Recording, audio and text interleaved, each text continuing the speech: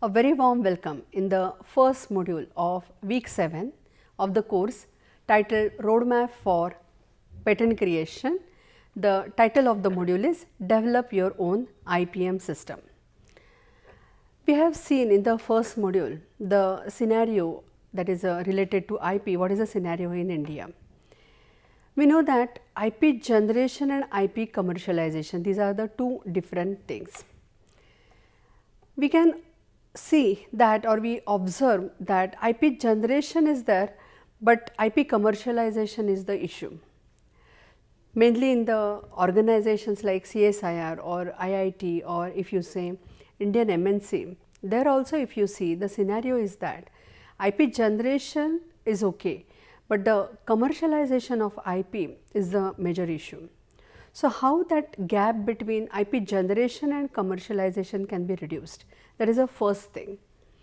The second scenario, that is second scenario in the country, what we have seen is that IP is emerging. So, availability of the IP experts is one of the major issue, and then we have seen other whatever the problems are there considering the IP management. So, in that case it is very necessary that IP and technology managers who are handling the management of IP either in the academic institute or in the organizations or in the MSME, they should get something, a tool or something like that, which will help them to develop their own IP system as well as they themselves can assess that thing. So, that is a what we can say the major need is there. So, this develop your own IPM system, here in this module we will introduce you with a simple IPM audit model. That audit model, if you follow it sequentially, how to follow that thing, that we will give you the idea. So, if you follow that thing, it will definitely help you to create your own IP system if it is not there. Second, it will help you to streamline the processes, although if IP system is there, but if somebody is not aware about what are the different processes which are there in the IP management, then you can just streamline all that processes. And the next important thing is, okay, IP system is there, but what is the performance level of that IPM system, how you can improve that thing, how you can assess that thing. So, that also you can do with this IPM model. Okay. So, this is that what we can say the simple model which is very easy to implement. You can do establishment of IP model if it is that IP system is not there, you can establish it effortlessly. This can be applied to any sector. You can try in electrical engineering sector, you can try in academic institutes, you can apply it in the research institutes. So, or if any other what we can say the sector, industry sector is there, you can apply that thing. Then the most what we can say the advantage, the other advantage is that identification of potential IP is a major issue. So, you with the help of this model, if you follow the processes, it will help you to identify the potential IP. Now, the three major things, or we can say that three major questions which will be answered by this IPM model are that how can organization develop their own IPM system, that is IPMS system, how can organization assess their own IPMS system, and how the organizations can manage IPMS efficiently for a wealth creation. So, let us see this model which includes 5 stages and 15 major IPM processes. So, here is the model. If you see this model, you can see that there are total 15 major processes, and then at the upper side you can see that the IP stages are mentioned as pre-IP stage, IP stage, post-IP stage, IP acquisition and IP enforcement as A, B, C, D and E. And within each what we can say the stage, that 5 stages are there, within each stage you can say that in first stage, that is pre-IP stage, you are observing that there are total 5 major processes. In second, that is IP stage, you are observing 4 stages are there, 4 major processes are there. In the third, that is pre-IP stage, you can observe 3 major processes. Then in the D, that is the IP acquisition, you can observe the 2 major processes, and in the last, that is E, you are observing the what we can say one process. Okay. Now, how this model is developed, just to give you idea that how this model is developed, just a background, just to give you the brief idea how it is developed. So, what exactly done when we were for developing this model, we have explored the IP management system of 3 Indian organizations and 3 foreign MNCs. The organizations which we have selected for studying this IP management are, we have set some parameters for that, that is either it should be a what we can say a top IP filing organization, that is one thing. Second thing is that either Thomson Innovation award winning organization. So, we can say that the IP savvy organizations which are having a good IP portfolio and they are all from the same sector, that is the electrical engineering sector, are considered. And then we have studied the IP management of each of the organization in very detail. Now, based on that study, what we have done, that we have analyzed each of the case, that is each of the organization IP management system. We have identified total 32 IPM related processes, or we have developed some insights from that total exercise. And then what we have done is that all that 32 IPM related processes we have given, or what we can say they have taken into or converted into 11 codes. And then that 11 codes whatever are there, that we have further what we can say expanded into 15 codes, because there was 2 codes, that is IP idea generation code and then IP inventory code. That 2 codes we expanded that thing. So, we come up with 15 codes. So, from 32 IPM related processes, 15 codes were generated, and from 15 codes what we have done, we have generated 5 super codes. Now, that 5 super codes and that 15 codes, with that with the help of that we have developed the IPM audit model. So, just to give this a background. Now, what are that what we can say the 11 that processes or 11 codes whatever we have identified, because what the thing happened that when we think of IP management, there are so many processes, almost there are 130 plus processes are there.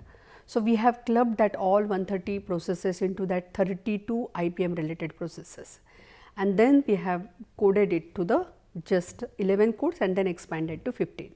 So, which were that first 11 codes? IP policy and contracts, IP security system, idea generation, idea selection, IP administrative protocols, IP assessment, IP inventory, IP maintenance, IP commercialization, IP acquisition, and then IP enforcement. If you see this one point that is IP security system or idea generation, within itself only these what we can say these topics are very vast, means only on IP policy and contracts you can have we can talk for hours together for what we can say we can have a course on that thing. So, if you think of idea generation, you can think of IP enforcement, IP acquisition. These are the very what we can say vast areas, right. So, we have just considered now what we have done, that we have identified this as 11 codes under the IP management process. Now, what we have done further, that this idea generation we have divided for a sake of what we can say the implementation into the 2 codes. One is like a driver, idea generation driver, and the next is like a idea generation process, right.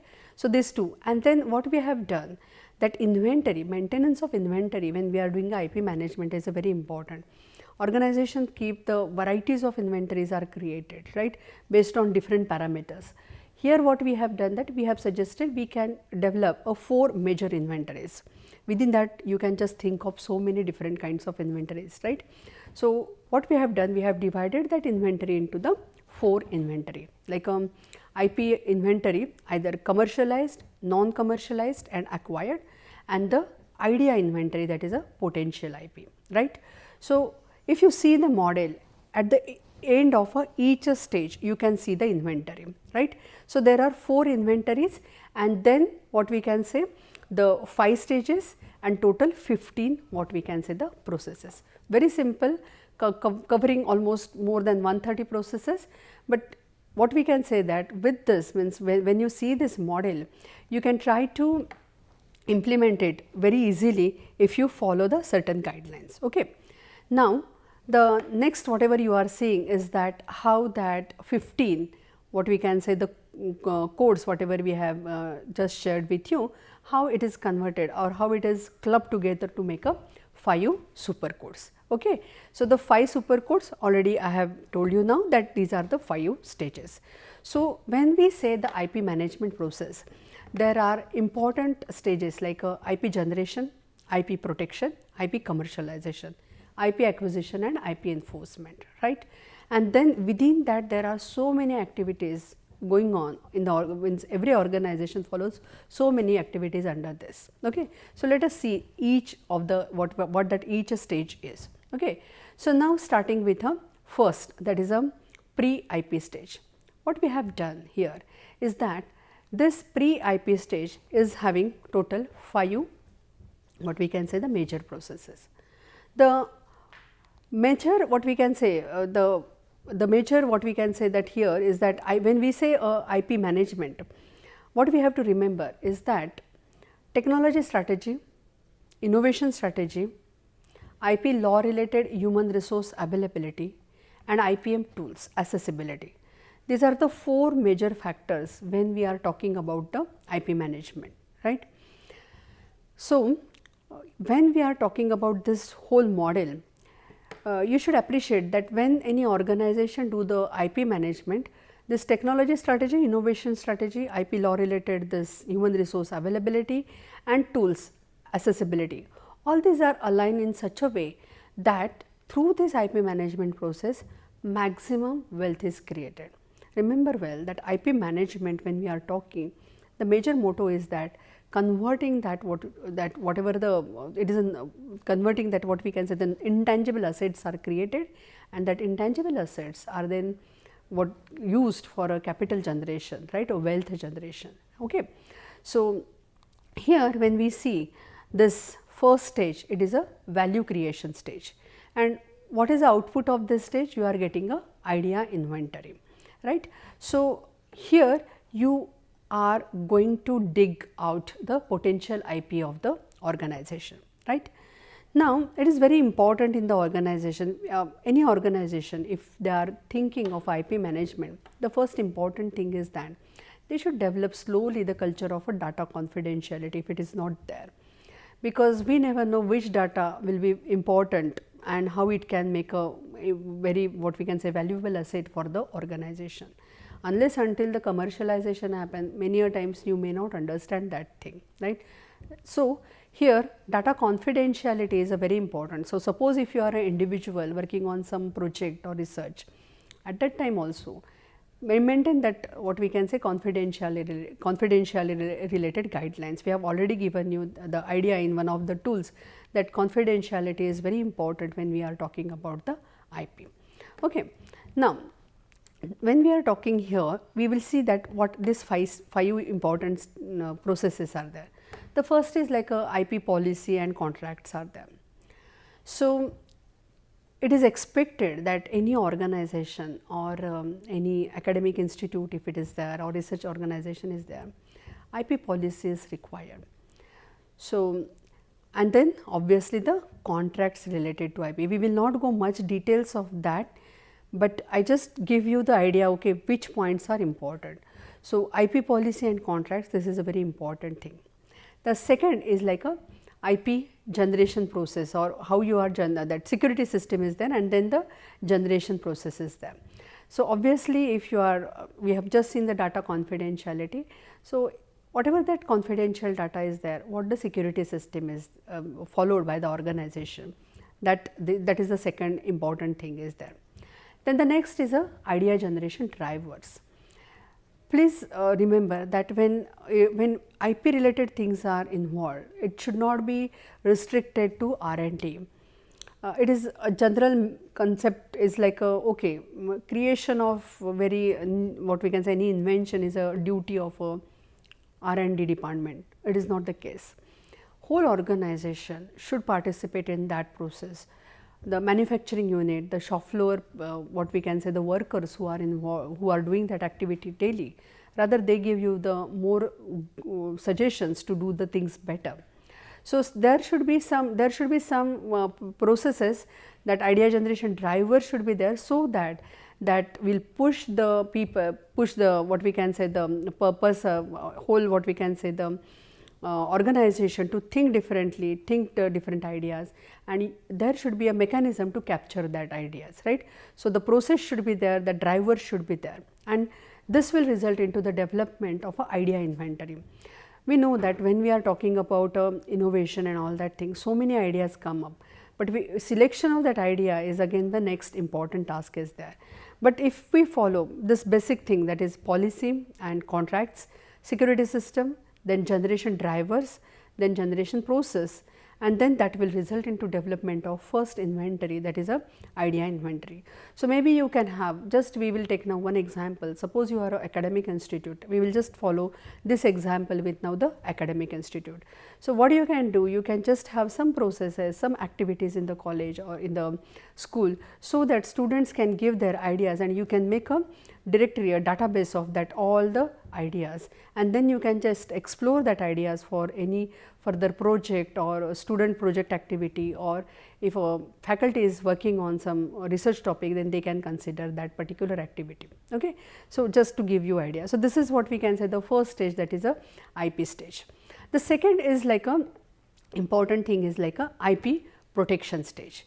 Here you have to take a decision, okay, which are the ideas we should consider for a project development, and then from there what kind of IPs can be generated, and that decision related to that protection is very important, because IP generation, when we are talking about IP protection, it is a completely there is an involvement of a big finance, and therefore it should be very selective and guided activity. Okay. So here you can see 4 IPM processes are there, and at the end you can see that the IP inventory is created, which is a non-commercialized IP.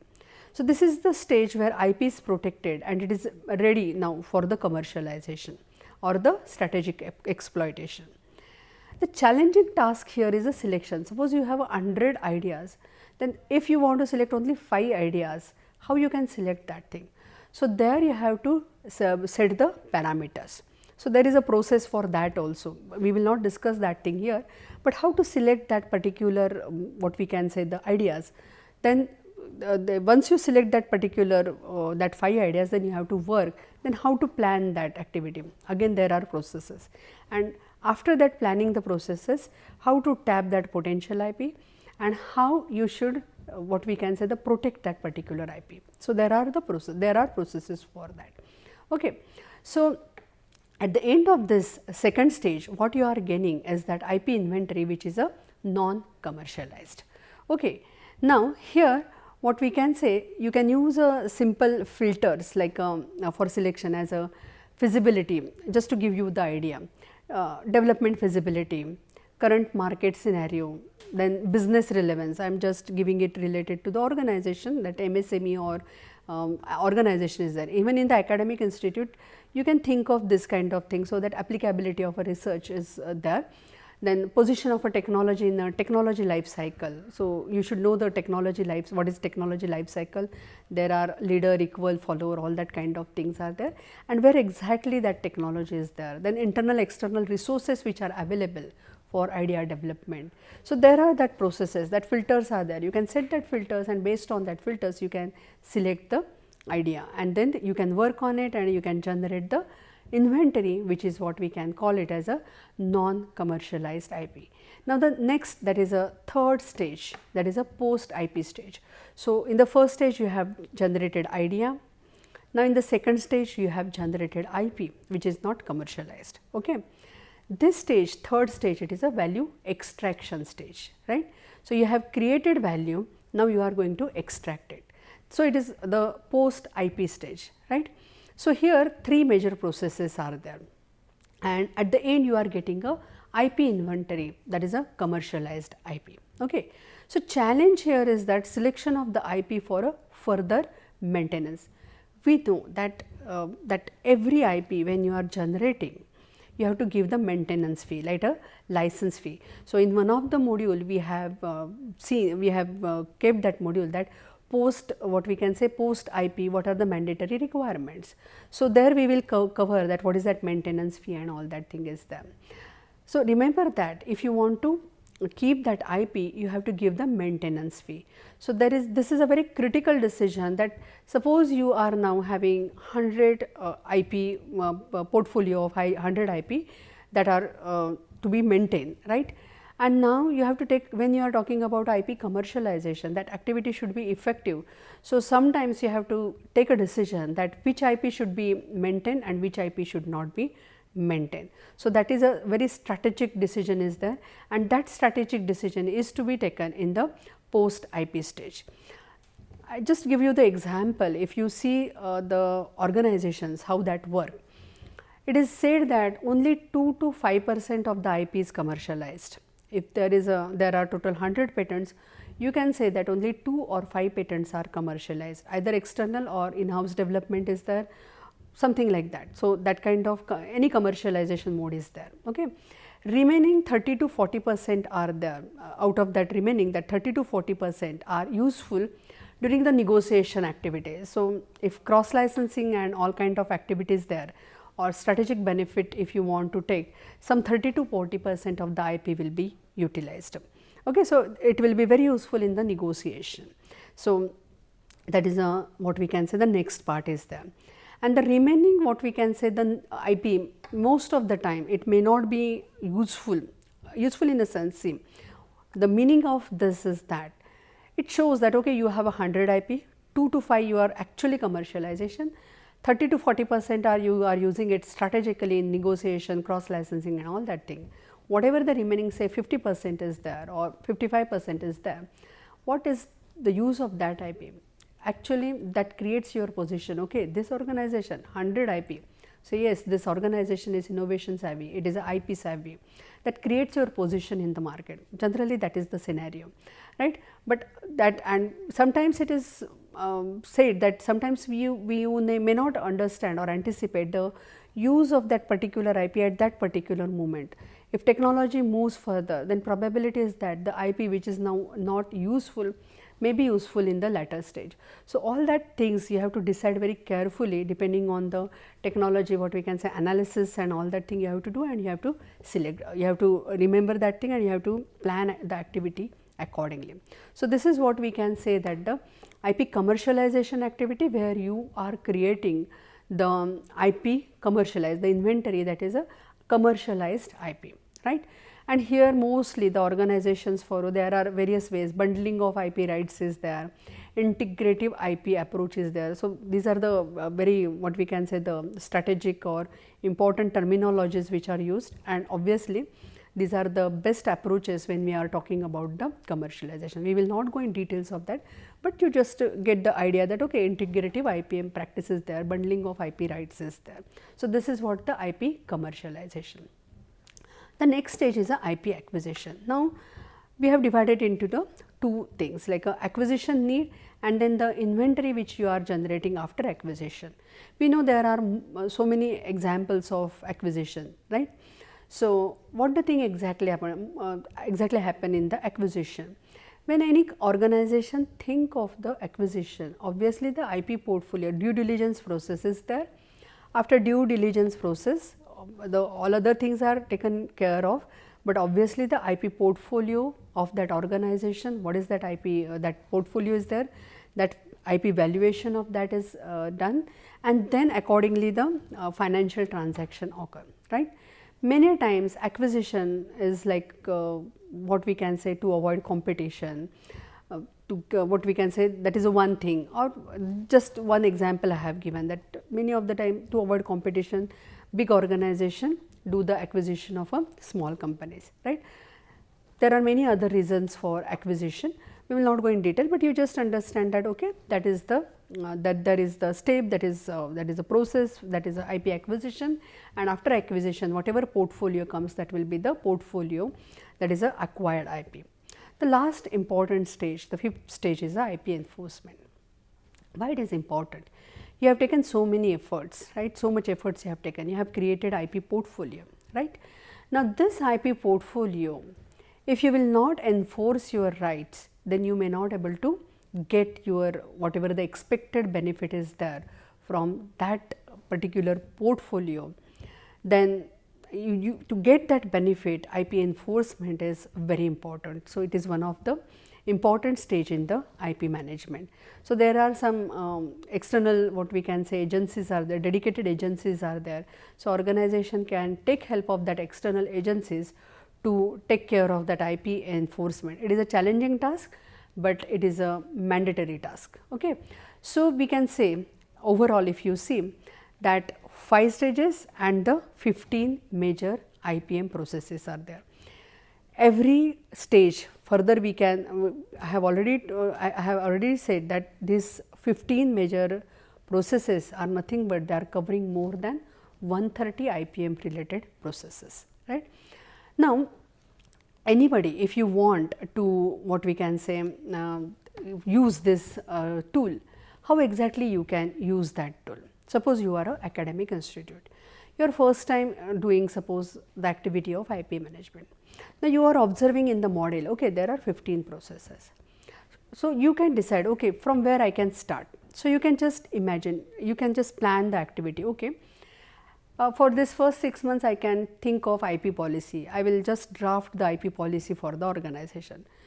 Then you can think of, okay, now say next 6 months I will dedicate it for the idea generation. So we will develop that drivers and we will create the processes. What kind of processes? For example, you can keep the suggestion box and you can say it as like a suggestion box, you can just say the idea box and ask this, this is a physical process. If you are an academic institute, you can ask students, staff and then what we can say the faculty member, whatever that what we can say the intellectual capital of that organization is there, you can request them to drop ideas into that box. That is a idea creation campaign you can have. So you can have some processes like that. That is a one thing. So by that you can have an idea. So after that you can assess that ideas and you can just see, you can make a list of that ideas. Okay. So first year you can dedicate for that only. And then now in the next year what you can do, select that ideas. You have a good intellectual capital, so many students and faculty members are there. Just make a groups of what we can say group of students and faculty, and then you can divide that idea. If 20 ideas also if you can take and you can make a group of 5, you can do a very nice job, you can develop a project on that thing. And then when you are doing a project planning, you can plan the IP activity also. So whatever research or project related activity we are seeing in this last 3 weeks, whatever are there, we are completely dedicating on that only. So you can just plan activity, okay, when probably I can generate IP, whether I should go for IP filing, how I can file a provisional patent, all that thing you can plan that activity. And you can have at least if you have started with 20 projects, at least you can think of, okay, 2 patents we can file. That is a good achievement in the 1 and 1.5 year or 2 years, right. And then you can start strengthening each of the what we can say the process. Slowly you can, now you can generate that idea activity, a compulsory activity. Every year you can have some program, just like a cultural program you can have an idea generation program, that you can have that kind of thing. So you can do all the activities like this, and then you can decide on, okay, that how you can do the commercialization, how you can collaborate with the local MSMEs, that also you can think of. Okay. So you can use this very effectively. It's a very so just a brief idea I am giving you how you can do that thing. Now, so what the thing is happening is that you have done all that thing. The other thing how you can use this model is that you can create a matrices. Suppose you are, I have given you the example of an academic institute. Now if you are a MSME, or if you are an Indian organization, now just started the IP activity. Based on this model, you can create a matrices for the performance efficiency check. You can take any parameters related to that, and to check the or to create a matrices, what I can suggest is that you can just visit in the reading material we have hosted the paper, means research paper that is last in the reading material. I guess it is numbered as a 14. you just check that paper. You can start reading from the section 5 of that paper, which is talking about the IPM audit model development. You just read that part, you will get the details of that, what we can say, these 15 processes are there. You can select that thing, you can just go through that thing, and from that you can select the parameters and you can develop the matrices. Okay. So, here what the thing is happening is that you are getting 4 inventories, right, and this 15 IPM processes, and this whole model slowly you can apply, you can create a matrices, and then obviously you can have a you can do the self assessment by using this model, right. This model you can use for a self assessment also. So, for that also you can create a parameters based on the activities, and then you can select at the end of the year, you can just assess whether it is done in particular way or not, and you can give you the what we can say, the on the scale of 1 to 5 you can give the marks, right, and then you can try to improve it further. So, what I have done is that I have given you just brief idea about this model. Details you can read in the paper, and you can try to implement that thing. If any queries related to implementation are there, you can just drop a mail and we can help you for that thing. Okay. So, a very simple model, you just try out and hope you can able to implement it successfully. So, here after going through the model, you just see a small video.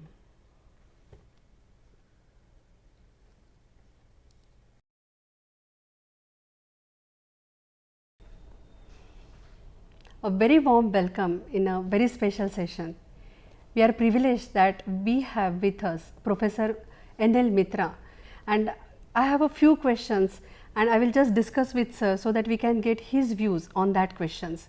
The first question is that you know that IP Law School in IIT Kharagpur, it is a only law school in the country and it is imparting education in IP. We have specialization in LLM, we have a PhD course, and we have a LLB course dedicated to IPR.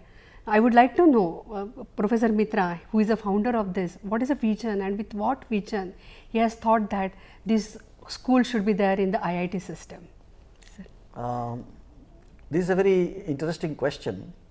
When we confronted with US patent attorneys, we found that they have science background, most of them are PhDs in science, and then they have taken a law degree and become a patent law attorney. In our country, IITs have not produced one lawyer. IIT has given income tax officer, police officer, secretaries, but not a lawyer, not a judge. So, legal system has become poor. Now, we thought that intellectual property right, if we have to, what the meaning, put a logic on that, it requires a kind of a good founding and training in basic sciences and technologies, where innovation and inventions are being carried on. Now, obviously, in our country there was no institution like that, and all law schools, I think law schools can build up arguments. Law school cannot make a patent application, because they do not know what is an inventive leap. What scientists can do, eureka, eureka, a law school teachers or law school students cannot do. And we thought that our legal fraternity is very poor insofar as lawyering, claiming intellectual property right, then proceduring intellectual property right, then registering intellectual property right, and then go on marketing and all that. Now, this therefore requires a thorough kind of understanding, and a law school is needed in IITs for engineers, for doctors, for pharmacists. So, here in law school we have a course which is meant only for those people who are actually the mechanics of inventions and innovations. Therefore, this was established with our that mission and financed by Binod Gupta. Okay, thank you, sir. Now, moving further, if you see the current scenario, we have a law school long back, and if you see the current scenario of India and the IP awareness in India, how you will think that IP awareness, our law school, that what will be our contribution, and as well as how you see India in next 5 years or 10 years considering the IP awareness? This is again an important question. Now, you all are concerned with properties. If you are middle class people, we know that apartments, flats can be purchased in cities, towns, and we say it is our property. But when we talk about a creation of ideas and reflected that ideas into a kind of a paper and take a registration, we do not understand what is it my property, is it somebody else's property, what is property? Now, all those questions come. We understand what is rent, but we do not understand that if I have a property, intellectual property, I can also get rent. Now, people do not understand that at all.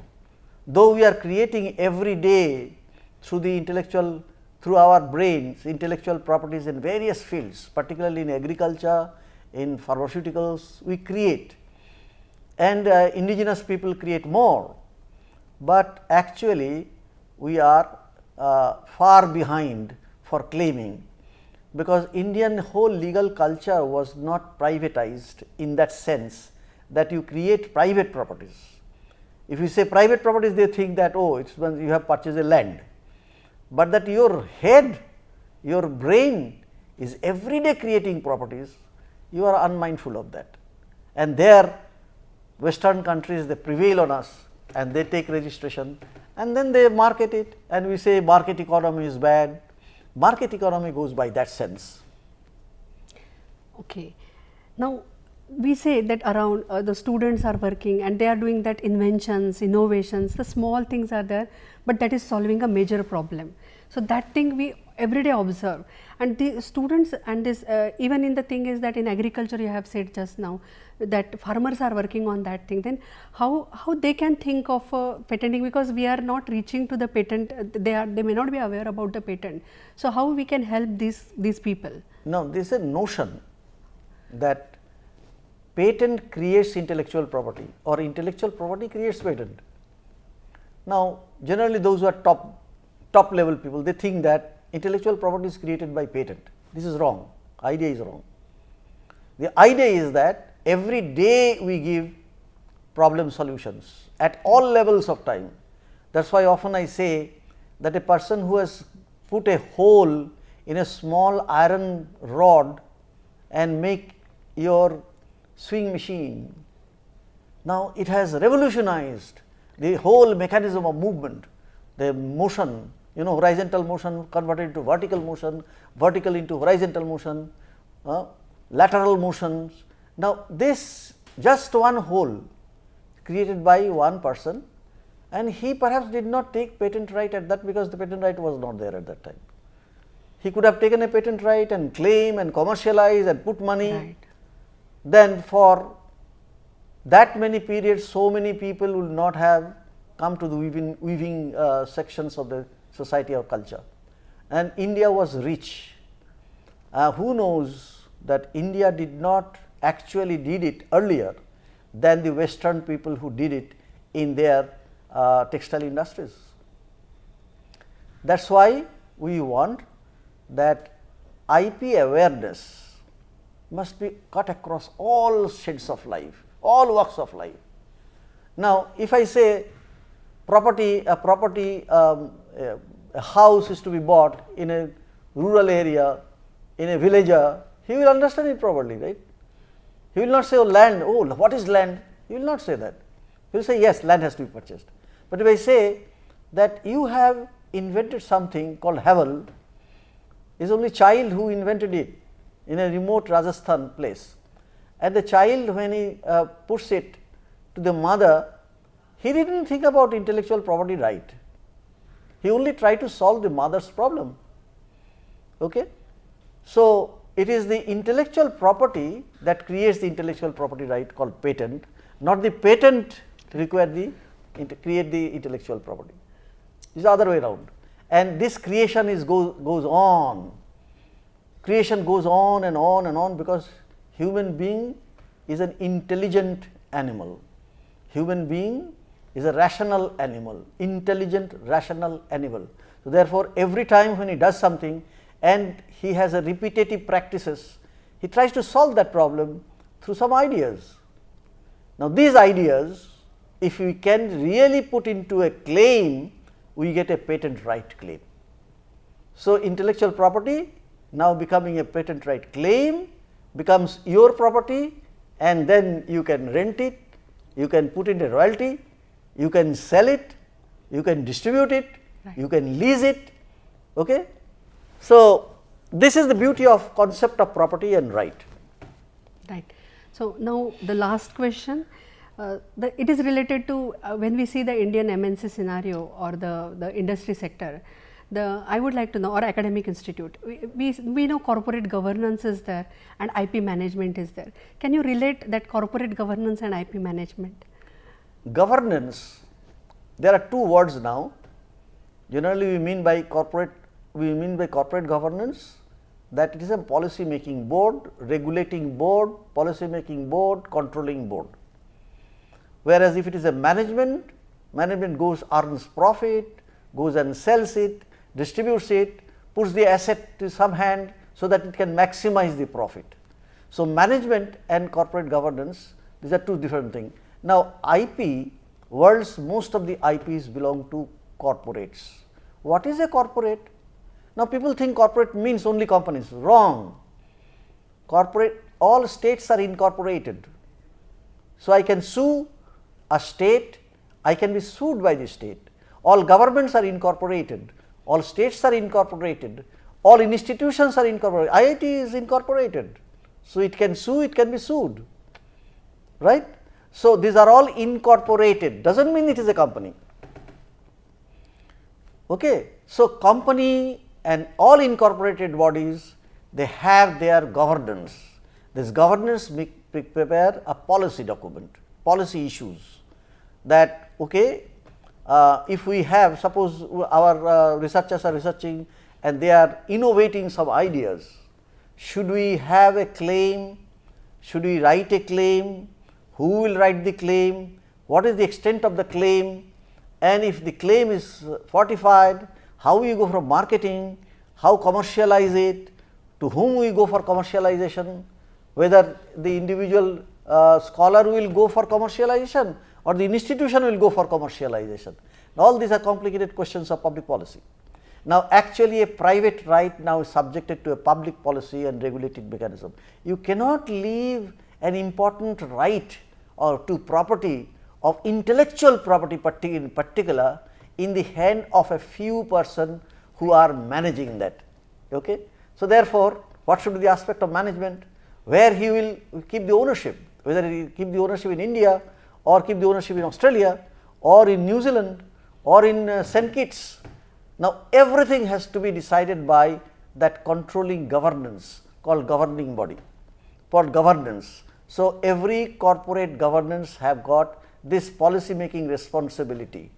Now, they have to train the people, they have to evaluate the systems of research, the tools of research and the outcome of research and the product of research. Now, having said that, they have to also incentivize the scheme of research by saying, all right, if you have invented, okay, 60% of the income that arise out of your property will be going to you, but 40% you have to give it to your alma mater or the institution, or 50-50 or 40-60, whatever. Now, these are all done by the governance, training of the personnel, right. These are all governance factor. Then you have appoint a manager who will manage. Manager will now decide where you will keep this asset. This is an asset, whether it is an asset or it is a revenue income process, whether he will own it or he will lease it. Okay. So, supposing a company has got an intellectual property, company may say no, we will not keep it, we will lease it to somebody and then lease back and then pay rent. So, in our balance sheet there shall be no asset like intellectual property asset. So, there will be no idea that there is an intellectual property asset belonging to this company. And this type of thing, now in India particularly the tax planning is difficult. Therefore, if I keep the asset, a company keeps the asset with the company's book and then company wants to sell it, there shall be a capital gain and there shall be a huge capital gain to be given. Now, I want to save the capital gain, I do not want to pay government capital gain tax. That is why I want to keep my asset, though it is my asset, but in somebody else's name. So, I lease it to a company in say Australia, and that company leases me back, and that company then subleases. Okay? Sublease are having the right, power of authority to sell. So, where do I sell, who sells and who makes the profit makes a kind of a complicated process, and therefore, I save, the management saves the tax in India. So, management has to see that proper upkeep of the asset, then cost of the maintenance of the asset must be least, and then the taxation is minimum. These are the three purposes, so that his profit is maximum, and he is responsible for distribution of profit as a dividend. He is not interested how much to the scholars he will get. Suppose General Motors, they have the research scholars, they have a big IP section in Bangalore.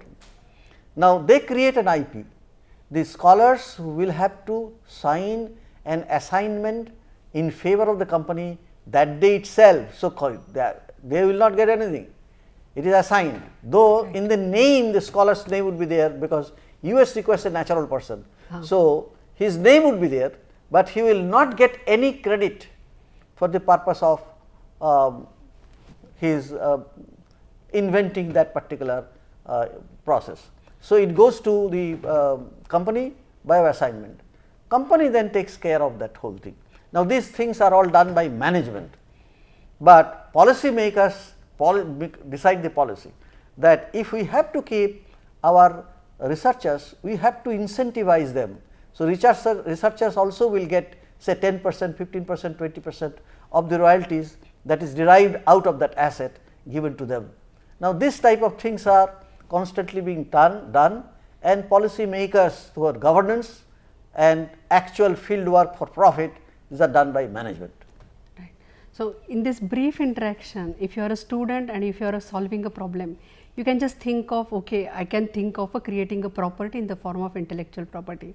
Then you have seen that if you are a scientist and if you are working in the corporate, you can see the scenario, sir has pointed out the scenario, and you can think of exactly whether you are doing whatever things you are doing, whether you are doing it, that IP creation is there, you can just give a thought on that particular process. Also, sir, if you are a MNC, if you are a corporate person and if you are a technology and then IP manager also, you can just think of the governance and the management thing, and with this short or in a brief conversation, he has put light on so many things, and you can just take a benefit from this brief, what we can say, whatever his thoughts are there, you can take a benefit of this thing. Thank you so much. Thank you, sir. Okay. So, with this we come to the end of this session, that is on IPM audit model. I hope that you will use this model effectively to build up a IP system. You can start from zero, and within 3 years you can have a very good IP management system in your organization. Thank you.